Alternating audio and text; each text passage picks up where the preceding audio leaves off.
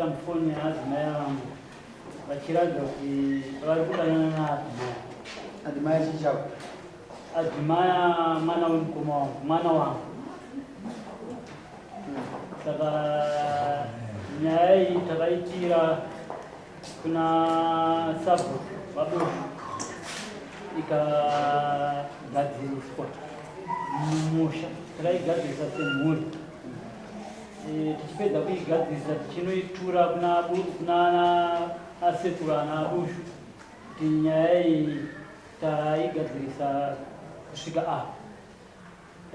Ana abushu vakati penyu mapedzi magadzirisanawo paukama hwenyu mapedzi, isusu takuchisimudza kubva ipapo ichienda kumusoro.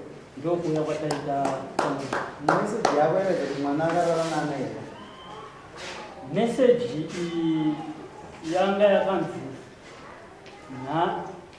nhasi hazviiti, madii kuti tozozviita rimwe zuva tinoonekwa, tadii kuti tiende kwamusiwa kana kwaguva.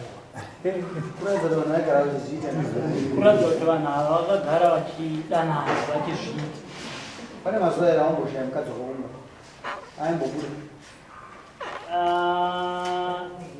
Hapana mazuva andakambomushaya, asi tine nguva yatakambonetsana. Mukadzi akamboenda kumba kwavo, akaita mazuva asipo kusvikira tagadzirisana adzoka.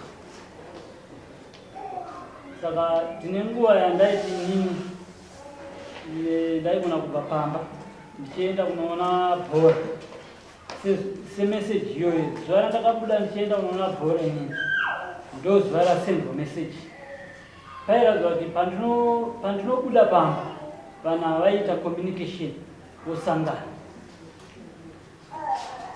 Pane pamati makagadziriswa kumba kwenyu, makagadziriswa nezvenyaya iyoyi, makawirirana. Adimai wacho anga aripo?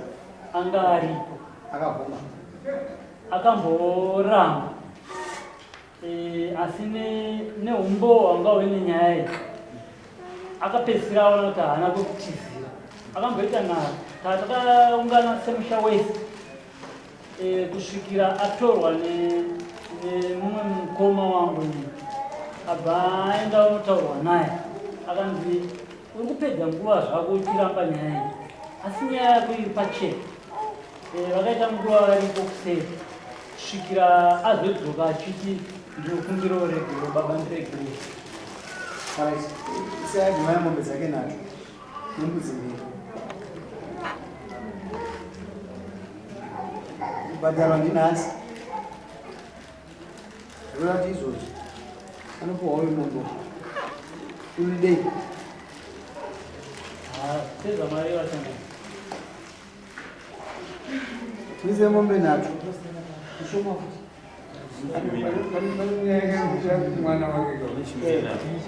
ane mombe nhatu dzake adimai dzauyu dzikuya kuna uyu mombe 4 dzekutura mukadzi womu woisa mombe yake yechi5 yechimina nembudzi.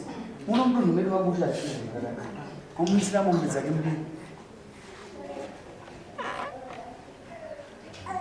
Tozoita ngani noiti 6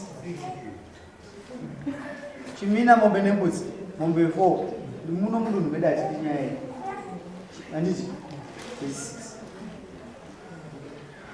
zvinouya kutanga kuno kunze kwakaiedza kudaka ende munomuudza adimai kamuna amai ndimba pake ende munovaudza mombe 6 kudzida musi wa 3 uchisvika abvisa dzimwe momba zaichitinachi kunyenga amai unonitaurira sabhuku wakaadimai kuti ndozaito kudai munhu mwewo wani akasvika kudana hana kuatongwa hana kutongonisha ava munyingina wababa wake ndizvo kunyinga amai yake